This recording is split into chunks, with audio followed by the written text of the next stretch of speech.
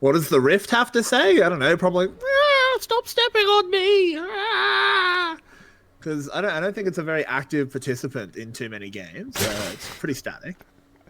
Well, But it's changing quite a lot with the dragon changes. true. The Rift actually likes to dress up in different colors and different put on Good on different them. accessories. So maybe the Rift is actually more influential than you think.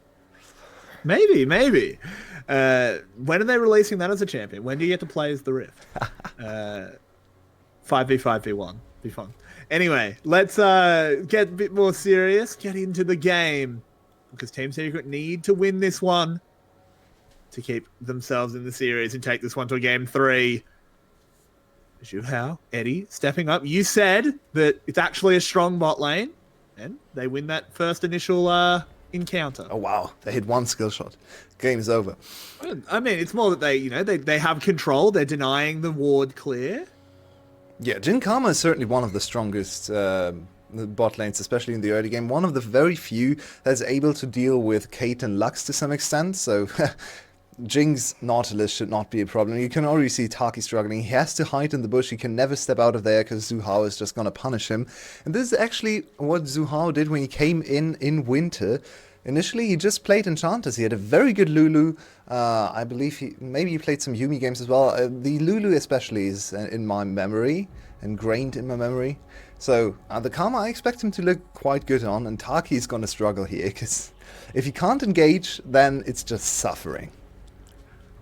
Yeah, and they are definitely suffering as they're already pushed in, having to hang out under their tower. It's going to be harder for Shogun to repeat his game 1 performance.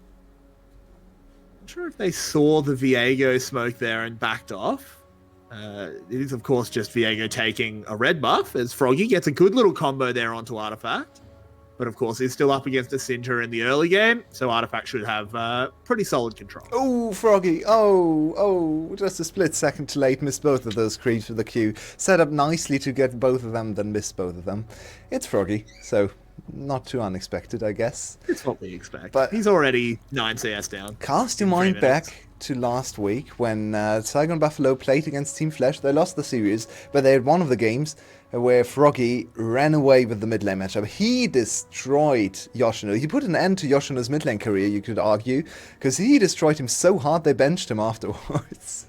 And I think 3 solo kills happened in that mid lane matchup. Something like that. Froggy was on Vex. He knows how to play this champion. This is exactly the style of champion Froggy likes to play.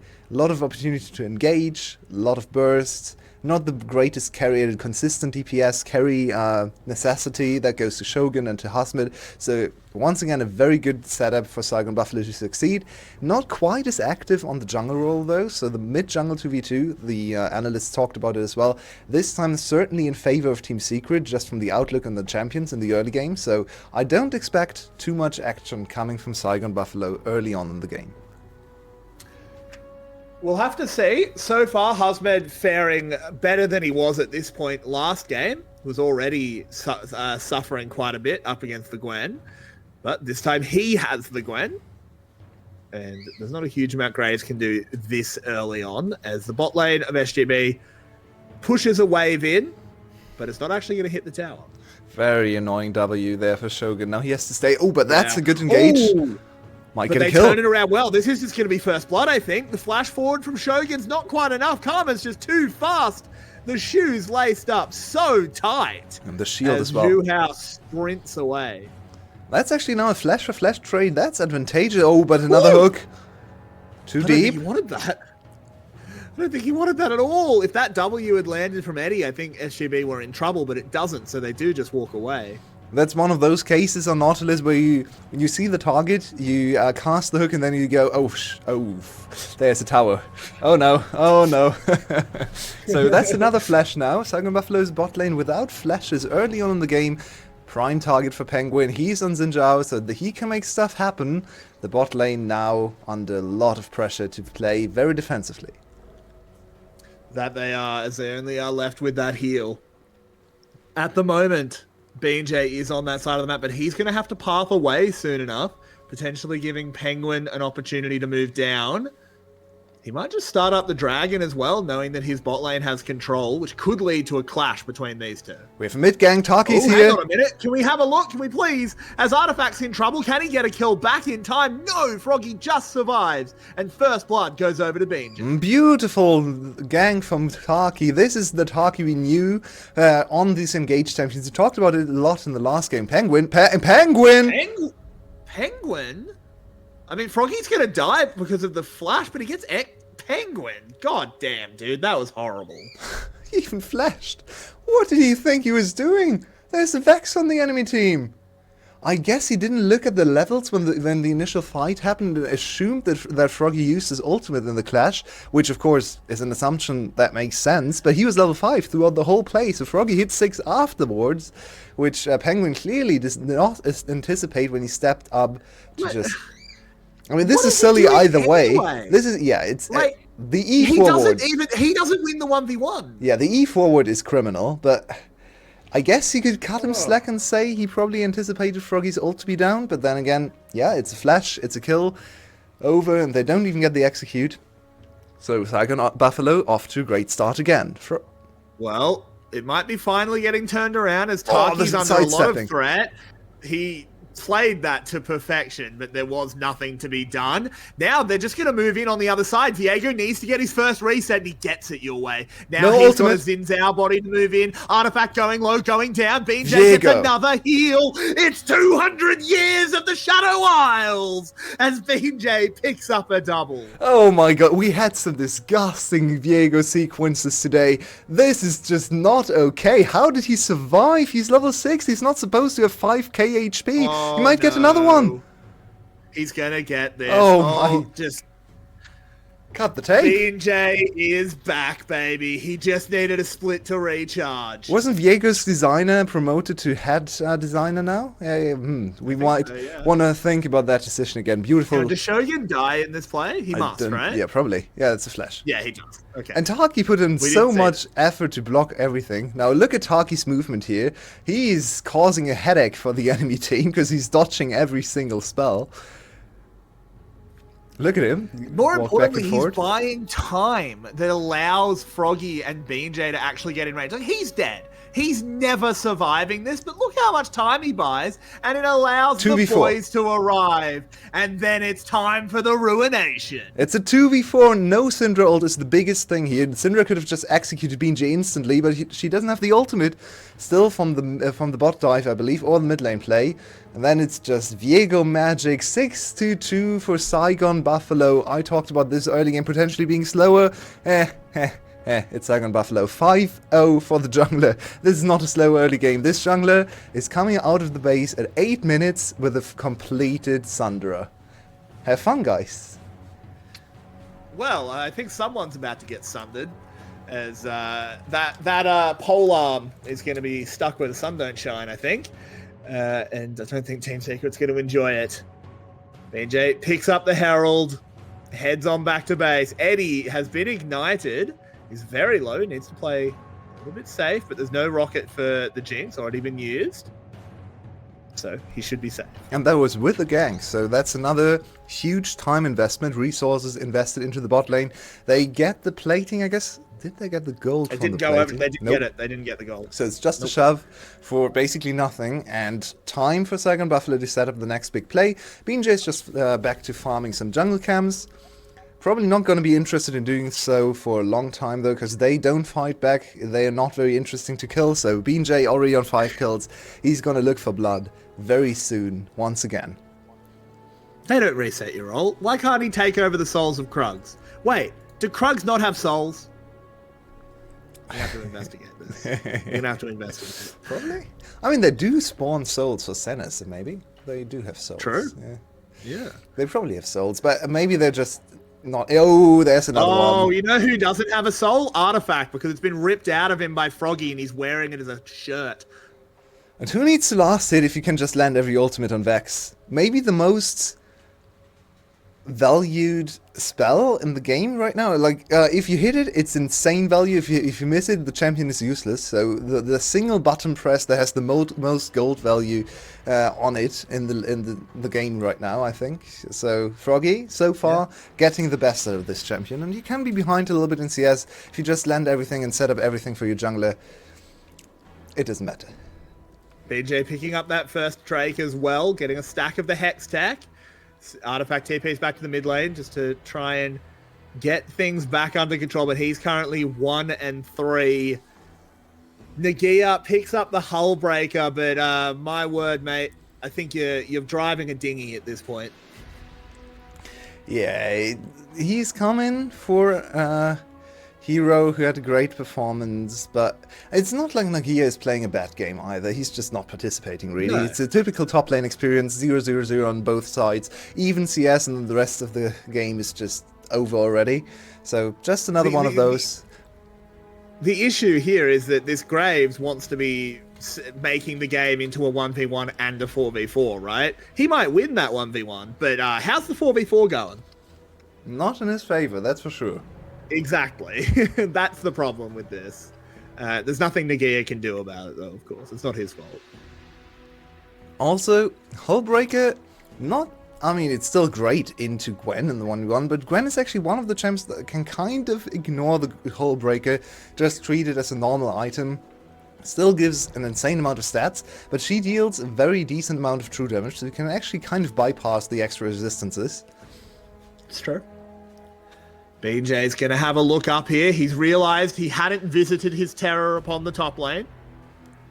Yeah, Nagia under no threat whatsoever, though. Just a little annoying. Down on the bot side, Taki has been caught.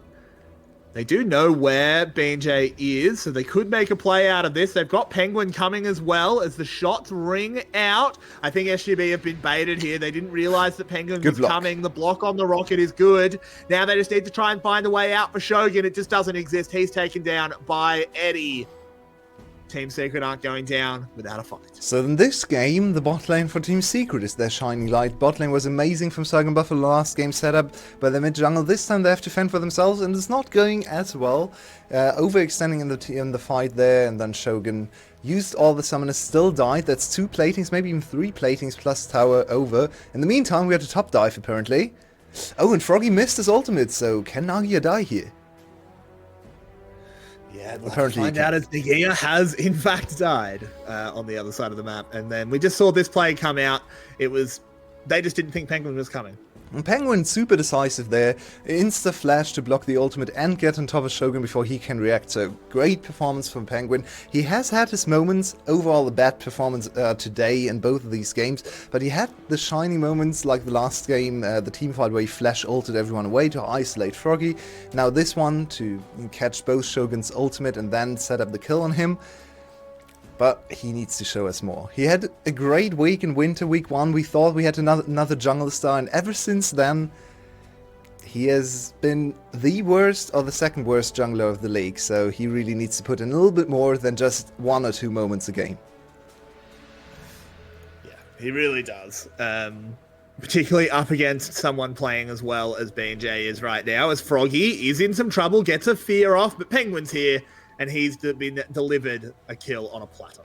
So Froggy misplaying the 1v1 there. No flash for him, so he was caught by some spheres. And this time around he can't survive. Good shutdown, good kill for Team Secret, and they're actually coming back a little bit. But here's BJ, he's the Fed member. He doesn't care. There's a rocket to add some damage as well, so BJ adds another to the ledger. Yeah, and this is the problem. When you invest everything from your jungler and they meet, the 5-0 Viego against no summoner spells is probably always going to kill your jungler, so not super unexpected. You can't really blame Penguin either, because he was just still there from the kill earlier. Good. BJ did flash for this one, so not quite as strong as before. Yeah, it's just an E landing into Everfrost. Weird angled one as well. Well played by Artifact. Yep. Not much more to say. If he's level 11, he gets the solo kill there. Instead, level 10 is a little pitiful on the damage side, especially with Everfrost, so no added penetration like Ludens would give, no added active damage either.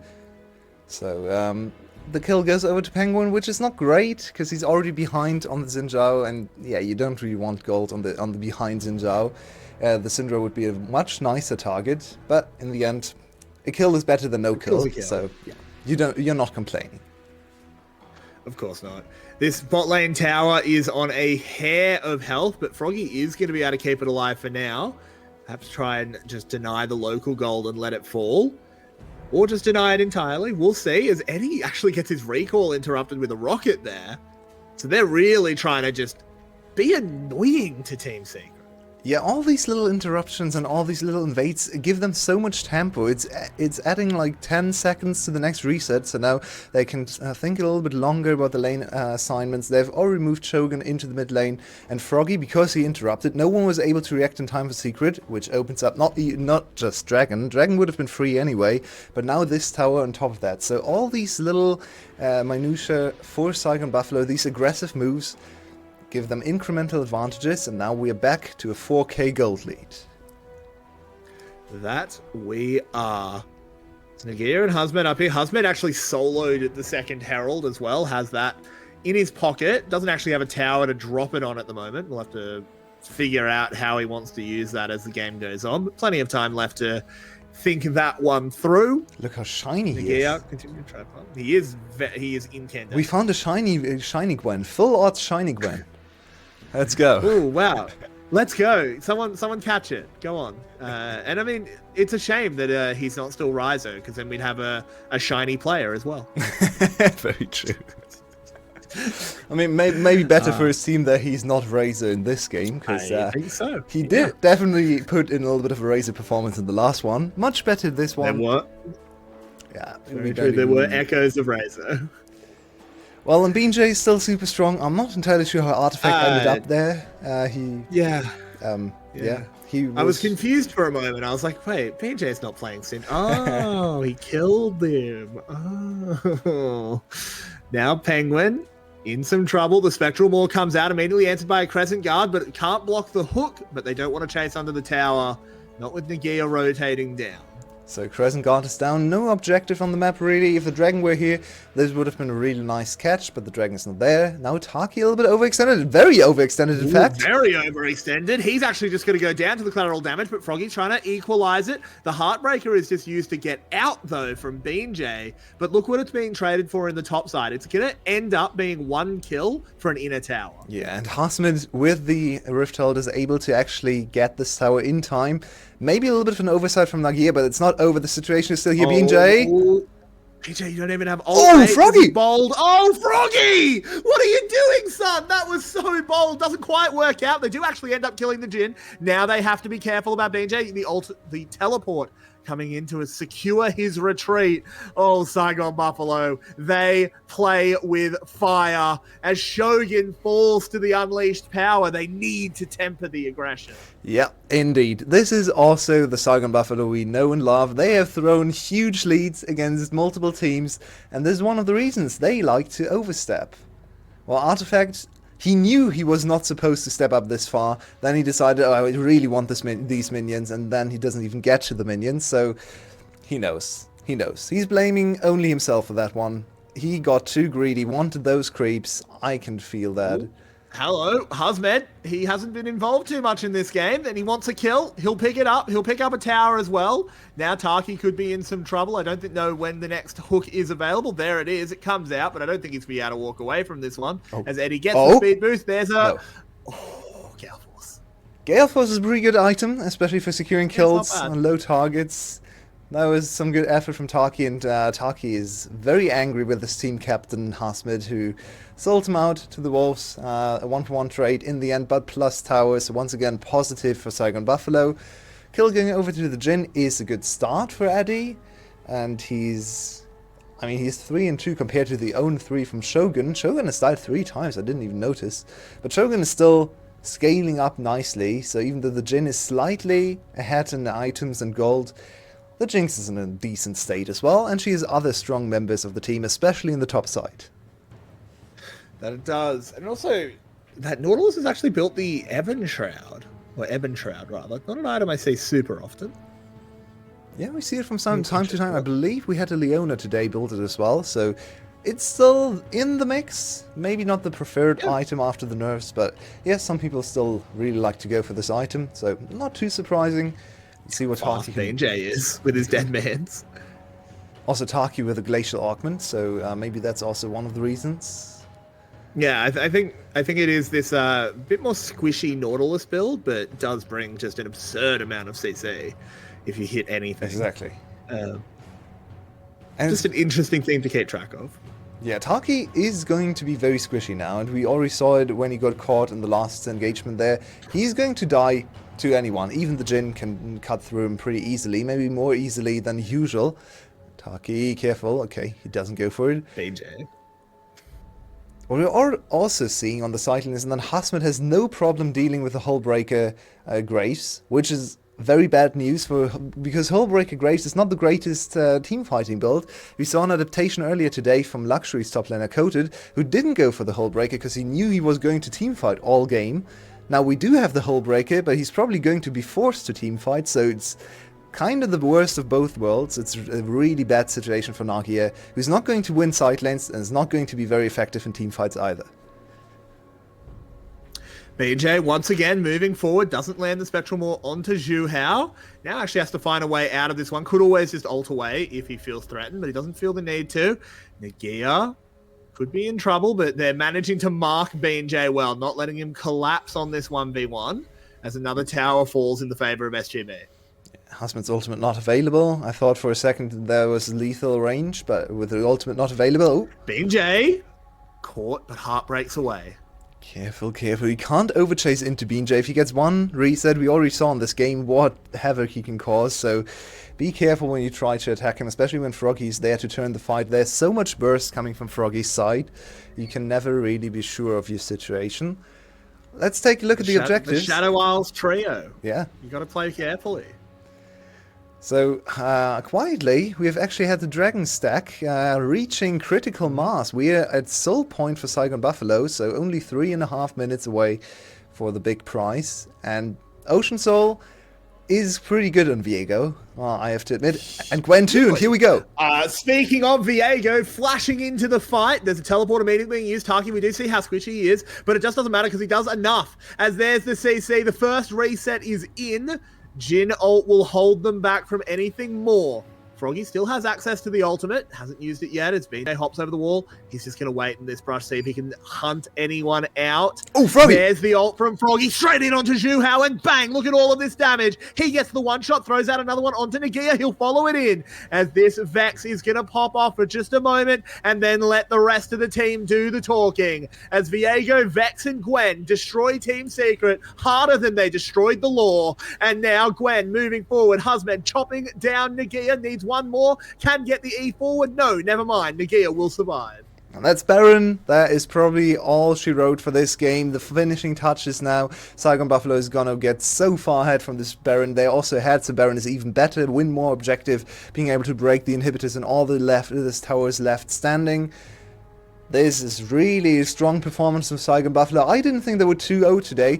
I did pick Saigon Buffalo, I believe, but not 2-0. But look at this team fighting. Another thing Saigon Buffalo was very famous for, not only their early game planning, also their team fight execution. We are back to prime Saigon Buffalo now, with Hasmet stepping up as well. It takes them forever to get the kill on Penguin, but he is the most important member, because this opens up Baron, but they're not done yet. Froggy still has his ultimate.